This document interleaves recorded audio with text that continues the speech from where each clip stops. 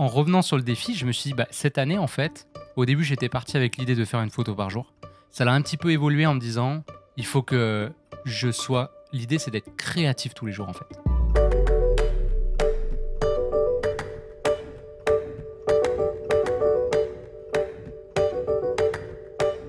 Julien, t'es de retour. Bah oui, je suis content de vous retrouver, les gars. Comment ça va le vacancier? Franchement, ça fait du bien. Ouais. Ouais. On t'a manqué ou pas? Bah Non. oui. T'imagines? J'ai quand même suivi un peu les épisodes de podcast, Ouais. un petit peu en travers. Bon, en fait, on fait un peu le jeu des chaises musicales parce que ce soir, c'est Abdel qui est pas là. Ouais, je l'ai envoyé en France. Non, D'ailleurs, c'est parfait parce que cet épisode, on voulait un peu te le consacrer. La discussion va tourner un petit peu autour de toi et surtout de ton projet photo. Alors, t'en as parlé à plusieurs reprises déjà dans le podcast. Ouais, j'ai vu que t'as teasé. Merci, Ouais. merci les gars pour la pub. Donc, tu t'étais fixé un objectif déjà en fin d'année dernière. Tu nous avais dit, pendant toute l'année 2023, c'est ça, 2023, hein, je me trompe pas, je vais essayer de poster une photo par jour sur mon compte Instagram. Ouais. Où en est-ce qu'on est-on en est en sachant qu'on est le 7 mars à l'heure de Alors, l'enregistrement. il y a Thomas en plus qui me rappelle, il me dit là, j'ai pas vu la photo et tout. Alors, pour ceux qui me suivent, vous avez peut-être vu que dans les derniers jours, j'ai pas posté. Donc, je vais faire mes excuses. Je vais donner surtout du contexte. C'est-à-dire que pour l'instant, depuis le 1er janvier, j'ai tenu mon engagement de prendre une photo par jour. Le truc où là, j'ai un petit peu eu de misère, c'est quand je suis revenu en fait. Parce que mon voyage rentrait le lundi, le mardi, je travaillais. J'étais jet lag, j'avais pas vu ma blonde depuis 5 semaines. Bref, je me trouve des excuses, mais... Ouais, mais attends, il y a d'autres photos, il y a d'autres jours que tu as raté la publication quand tu étais en France. Ouais, non, pas seulement au retour. Exact. En voyage, des fois, j'avoue que j'avais un peu de la misère. Ce qui explique aussi pourquoi, je sais pas si vous avez vu, je tag tout le temps les caméras. En fait, j'étais parti avec ma Leica, la Ricoh GR, dont on a déjà parlé dans un épisode, et mon iPhone. Et en fait...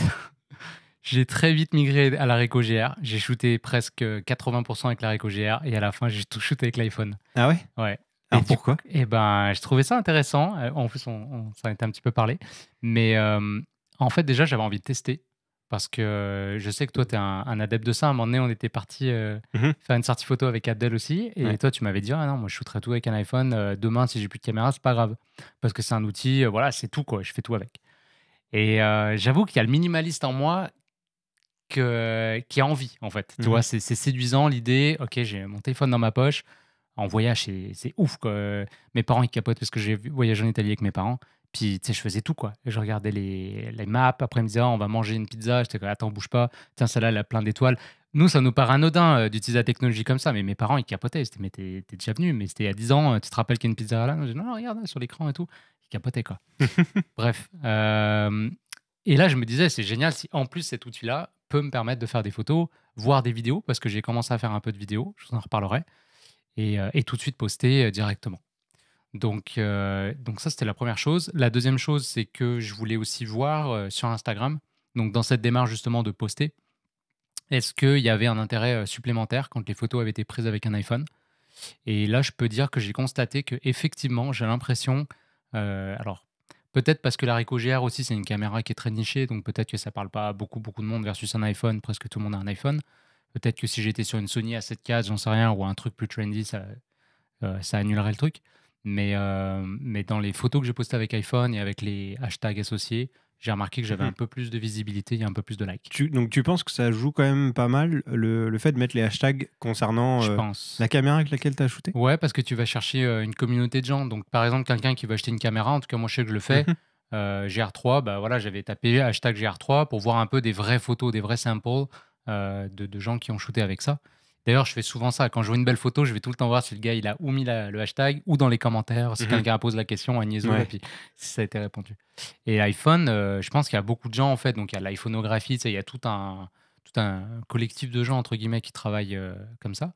Et voilà, bon, je pense que l'idée, moi j'aime bien l'idée de dire, c'est un outil qui est quand même assez simple, somme toute, tu vois, il y a des applications, des trucs, mais jusqu'où tu peux l'amener, c'est ça qui est intéressant, je trouve c'est un beau challenge créatif. Est-ce que tu utilises l'application par défaut de l'iPhone ou tu utilises une application en particulier pour prendre tes photos avec la possibilité de régler précisément je sais pas, ta balance des blancs, j'en sais rien. Ouais, j'y ai pensé, j'avais regardé, il y a Camera Plus, il y a 2-3 applications, mais j'en avais essayé quelques-unes, mais je reviens tout le temps à l'application native, je trouve que ça fonctionne bien. Alors pas pour l'editing, je trouve pas ça fou, donc j'ai utilisé Visco essentiellement, et puis Snapseed. que j'aime Ok. beaucoup. Avec ces deux-là, j'étais capable de tout faire. Et quand tu utilisais la GR3, la Ricoh, Ouais. c'était quoi ton workflow? Et ben franchement, en vrai, c'est l'idéal. Moi, je suis tellement en amour avec cette caméra-là. Je voulais mettre mon t-shirt Ricoh GR aujourd'hui pour le prochain épisode. Et toujours pas sponsorisé. Hein. Toujours pas sponsorisé. Non, je sais, tabarnouche. L'hashtag Apple, peut-être, on sait jamais. Mais ouais, du coup, la Ricoh GR, en fait, c'est cool parce que c'est vraiment. C'est aussi rapide. Si c'est pas peut-être plus rapide même que sortir mon iPhone. Parce que quand je fais Power, tu sais, je suis directement dessus, mon téléphone, il faut que j'appuie sur la petite caméra, j'attends une seconde, là, ça ouvre. Et la GR, c'est instantané. La mise au point, je suis en Snap Focus, on en a déjà parlé. L'exposition, elle se fait toute seule, machin. Donc, c'est vraiment comme un iPhone au niveau de la prise de vue. Et après, donc moi, je shoot en RAW dans ma carte mémoire. Et après, je peux éditer mon RAW. Donc, je peux en faire plusieurs versions de JPEG si j'en veux une en noir et blanc ou avec différentes simulations. Parce que c'est un peu comme Fuji. Hein. On parle beaucoup de Fuji, mais Ricoh aussi a des simulations qui marchent super bien. Donc, voilà. Après, je transférais. Donc, je passe au travers de mes images de la journée. En fin de journée, souvent, on allait prendre un petit verre. Hop, là, je sors la caméra, je repasse. Je fais des copies de JPEG de celles que j'ai bien aimées. Je me transfère tout ça par l'application. Ça prend 2 secondes. Leur application elle est incroyable. Là, j'ai tout dans mon téléphone. Là, je fais les dernières sélections. Je mets des petits cœurs sur celles que j'aime bien. Et puis, boum, je poste sur Insta. Donc, franchement, ça va super bien. Et la qualité est juste folle. On m'a fait plein de beaux compliments sur les photos. Bah, pour le coup, tu vois, là, j'ai vu la différence. Quand tu as shooté à l'iPhone, j'ai Tu voyais pas regardé les hashtags, je savais que c'était shooté à l'iPhone. Ouais, J'étais clair. sûr et certain que c'était shooté à l'iPhone. C'est pas la même couleur. Ouais, Puis aussi, t'as pas le dernier iPhone, donc ça se voit tout de suite. ouais non, je suis d'accord. Et toi, ça t'a dérangé de faire ça ou au final, c'était le principe de faire des photos qui te plaisait plus que la qualité des photos? Voilà. Bah là, je vais revenir sur la première chose que on peut finalement l'épisode où tu veux l'orienter sur le côté créatif. Ouais. C'est-à-dire que moi, je suis quelqu'un qui me met beaucoup de limites, en fait, beaucoup trop. En plus, c'est quelque chose que je disais à l'époque où je donnais des conférences. Je parlais de Henri Cartier-Bresson. Et Henri Cartier-Bresson, pour ceux qui connaissent, c'est un photographe de rue qui a travaillé toute sa carrière avec un objectif 50 mm. Il a travaillé avec une Leica, entre autres, et en noir et blanc. Et il s'était donné comme ça des paramètres très très précis. Le même type de sujet, le même type de cadrage. Et à la fin de sa carrière, il faut savoir qu'à la base, c'était un gars qui dessinait. Il a arrêté complètement la photo et il a dessiné. Parce qu'il trouvait que le médium photographique était rendu trop contraignant. Mais c'est pas que c'était contraignant, c'est lui qui s'était donné cette contrainte-là. Donc c'est pas que la photographie était contraignante, mais les règles qu'il s'était mis l'étaient devenues. Et à la fin, il disait attention à pas devenir son propre tyran. Et c'est une phrase qui m'est restée parce que autant je trouve que c'est intéressant de sortir de sa zone de confort, de se mettre des limites, parce que sans limite, c'est compliqué, tu vas un peu partout et c'est dur de préciser ton style, ton identité visuelle. Mais autant, à un moment donné, quand c'est trop bloqué, et ben en fait, ça devient... ça détruit ta créativité. Ah oui. Et il y a un photographe que je suis sur Instagram, et j'étais curieux de voir un peu son workflow, comment il travaillait ses images.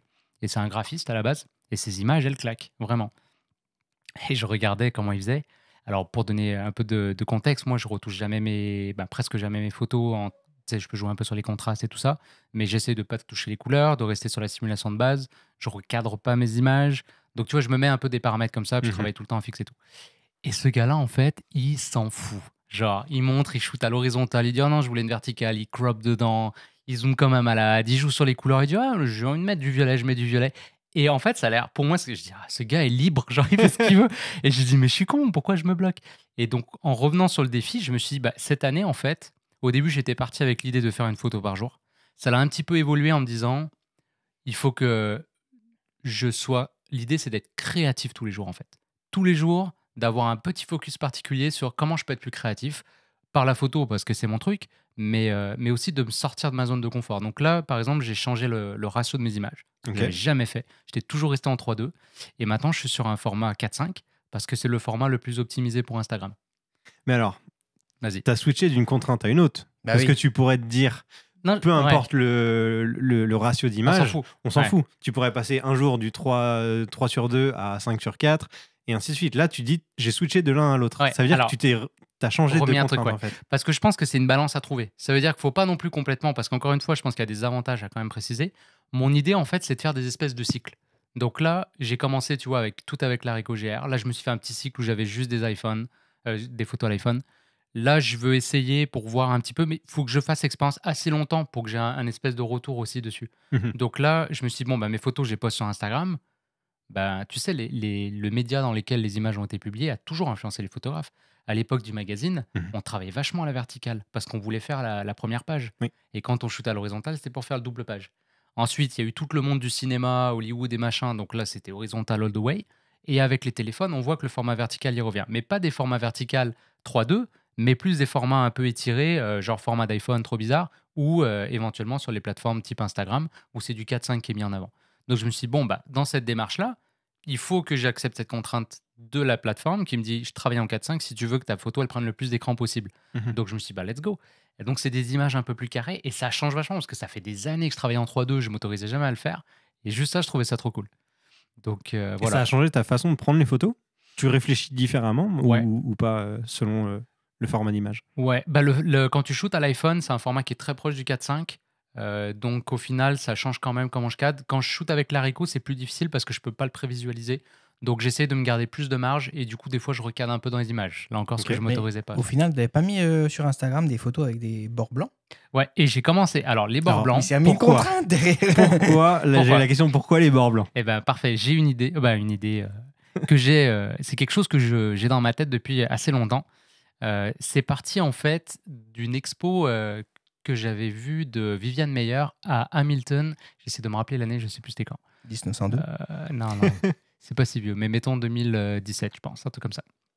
J'étais allé avec une amie jusqu'à Hamilton, à côté de Toronto, parce que, alors, Viviane Meyer, est-ce que ça vaut le coup que je dise en deux mots oui, qui oui, c'est? Ça clairement. vaut la peine, ok. Elle commence à être un peu plus connue maintenant, mais pour ceux qui connaissent pas, je vous encourage vraiment à faire vos recherches. Il y a un documentaire en fait qui est sorti sur elle qui s'appelle Finding Viviane Meyer. Je sais pas si tu connais, toi. Ça te dit Pas rien? du tout. Ouais. Donc tu vois, ça vaut le coup de le présenter, de la Alors, présenter. en fait, Viviane Meyer, c'est super intéressant. Puis je trouve d'ailleurs que ça fait un peu écho avec ce projet que je fais. C'est-à-dire qu'en fait, c'est une photographe. Bon, elle est morte aujourd'hui. Extraordinaire. Mais vraiment, avec un talent de dingue. Pour moi, c'est Henri Cartier-Bresson en féminin. Aussi fort que ça. Mais elle était complètement anonyme de son vivant. Donc elle a fait plein de photos, elle a travaillé au Rolleiflex, c'est pour ça qu'on la connaît, donc format carré, noir et blanc.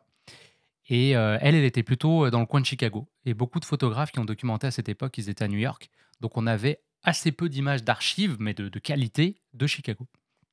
Et après sa mort, il y a un gars qui, alors je sais plus c'est trop quoi l'histoire, mais il avait besoin d'images justement pour illustrer un truc. Et dans une vente aux enchères, si je dis pas de bêtises, il a racheté un lot de photos. Mais on la connaissait pas, une bouchée de pain. Et quand il a vu les images, putain, le mec il dit mais c'est quoi ce truc? C'est trop stylé. Genre je connais rien, mais ça a l'air vraiment bon. Fait qu'il va voir des experts en photo, tu vois, des gars c'est leur métier. Puis là, il regarde les images, puis tout le monde capote. Ils sont, mais c'est qui a pris ces photos-là? Et là, c'en est justement le film, c'est là-dessus, c'est de dire mais c'est qui? Et donc il y a une espèce d'enquête, ils essaient de retrouver. Et c'était une femme qui était nanny, donc tu vois, elle s'occupait d'enfants, machin. Et elle a toujours été créative, elle a toujours documenté et pris des photos.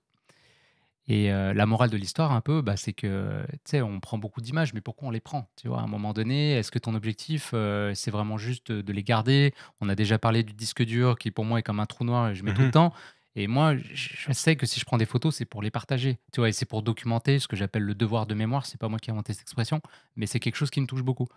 Donc je me suis dit: «Bah, devoir de mémoire, si ça reste dans mon disque dur, c'est con, je suis passé à côté de mon objectif». Donc je veux publier. C'est pour ça que cet objectif, je me fais violence pour publier ces images-là. Et parce que je suis perfectionniste et machin, et je me dis, elle n'est pas parfaite, c'est pas grave, je dois publier ma photo aujourd'hui, et let's go. Et puis, c'est mieux que version 0 est mieux que rien du tout, quoi. Et pour revenir sur Viviane Meyer, donc son exposition, j'avais été vraiment choqué de la qualité de ces photos-là, en noir et blanc, voilà, ce à quoi je m'attendais. Et vers la fin de l'expo, je vois une autre salle, mais je vois de la photo couleur. Et au début, je me dis, bah, il y a un autre artiste, je sais pas. Et je vais voir, et non, c'est ces photos. Et maintenant, ça commence à sortir parce que je crois qu'il y a encore des gars qui sont en train de développer les photos. On voit des photos, elle a shooté avec la Leica en couleur, format 3:2 du coup, au lieu du format carré. Et là, je prends la claque de ma vie parce que moi, je suis fan de photos couleur, plus que noir et blanc d'ailleurs. Et les photos, c'est très dur. En fait, à part elle, j'essaie de repenser dans ma tête, je connais pas de photographes qui sont aussi bons en noir et blanc qu'en couleur. Tu vois, je te dis William Ecclestone, c'est couleur, voilà.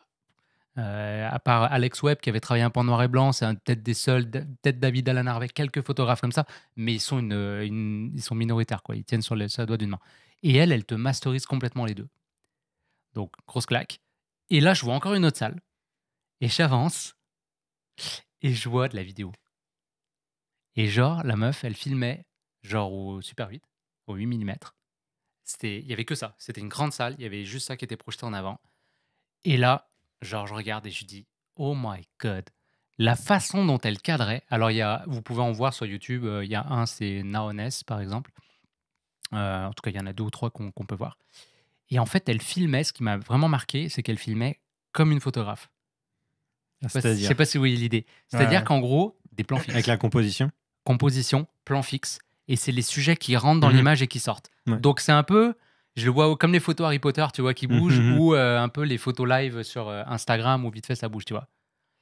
Et ça m'avait marqué, quoi. Tu vois, pas le côté vidéo, tu vois, avec plein de mouvements, machin, plan fixe, bam, elle a vu quelque chose qui l'intéresse, et un peu comme sa photo, mais elle encapsule un moment. Ouais. Et là, je me suis dit, ouais, on parle de photos de rue, ça pourrait être cool de la vidéo de rue. Et c'est resté là pendant des années. Même quand je suis rentré chez Apple, j'en avais parlé avec un créatif. Il m'avait proposé des idées, des applications, des machins. Et j'ai jamais rien fait avec ça. Là, pendant ce défi. Et pendant ce défi, j'ai dit c'est le temps, let's go. Et là, je reviens en bord blanc parce que je t'ai pas oublié. Ouais. Et ben le bord blanc, c'est juste que le côté bord blanc fait un peu frame photo. Et en fait, ce que je voulais, c'était surprendre. Je voulais que tu penses que tu regardes une photo Mhm. parce que c'est des plans qui sont assez fixes. Celle que j'ai le mieux réussi, je sais pas si tu les as toutes vues, mais c'est celle avec le scooter. Oui. Il y avait le feu rouge. Donc les scooters sont presque immobiles, il y a juste 2 personnes qui se parlent et il y a un vieux monsieur qui est dans le coin, puis qui piétine un peu comme ça, puis qui finalement finit par sortir par le cadre.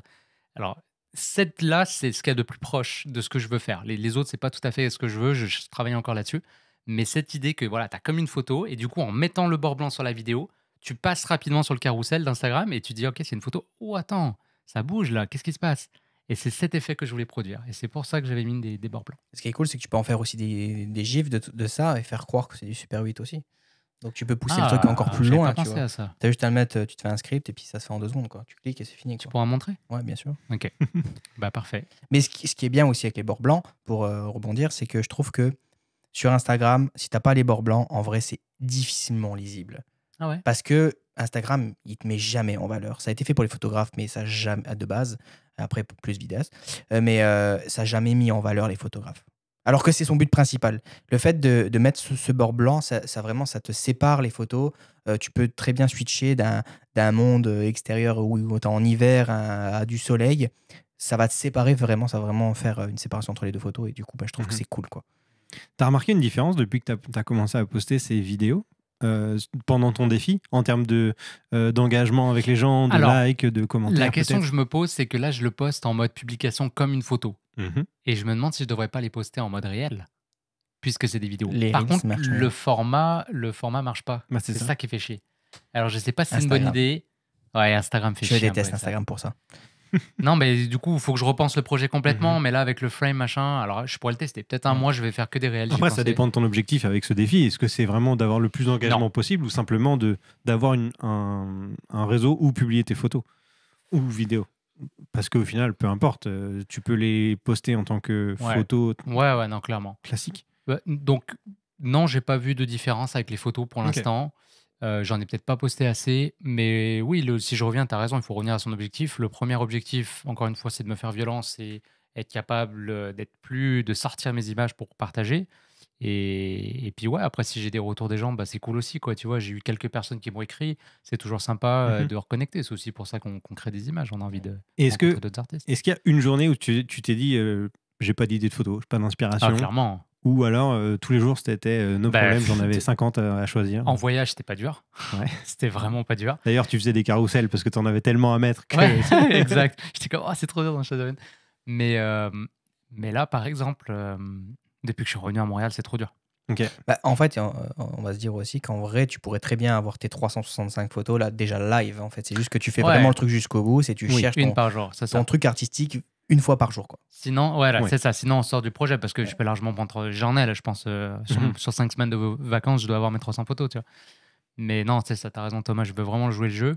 Mais là, depuis que je suis rentré, bon, la nuit, c'est pas si pire. Le jour, il commence à être un peu plus long, mais souvent, tu tombes vite dans la nuit, donc ça me saule. Et puis après, ben, mine de rien, tu reprends le taf, quoi. Donc, Prends-moi en photo. j'ai pas tant de liberté. Ben, au travail, j'ai pensé même documenter un peu, mais après, Ouais. on est sur le milieu du travail, je veux pas embêter les gens et tout. Bah, ça risque Mais- surtout d'être redondant si tu fais ça tous les jours. Hein. Mais après, tu c'est peux à le moi. faire une ou deux fois, tu vois, mais après, dans ton défi, c'est un peu. C'est à moi d'être créatif et de. Ouais. Donc là, est-ce que tu penses que tu t'enlignes bien pour toute l'année ou est-ce Ouais, que... il y aura des défis. Je pense franchement, c'est un an, c'est long quand même. C'est long. Je l'ai fait pour Duolingo. Ça n'a pas toujours été facile. Ça se peut que je manque quelques jours. Là. Je me donne cette... Tu sais, je vise de faire un sans faute, mais même si je manque quelques jours, pour moi, l'objectif va être quand même atteint. Ouais. Le but, c'est vraiment d'avoir été le plus constant possible. Là, c'est pour ça que j'ai posté une grosse batch de 4-5 photos. Là, je vais poster encore une et puis je vais être à nouveau au jour le jour. Et puis l'été, je sais que je vais être inspiré. Souvent, moi, je suis un gars d'été. L'hiver, là, je sais que c'est la période difficile. Donc, pour moi, il y a peut-être encore 1 mois et demi qui vont être tough. Et après, quand on va retourner après l'automne, les 2 derniers mois, mais là, on sera à la fin du défi, ça va être correct. C'est novembre, décembre, ça va être plus dur. Mais pour, mettons, de mai à octobre, je suis chill. Je sais que ça va super bien se passer. Ok. Dernière question. Est-ce que tu as fait ta photo du jour?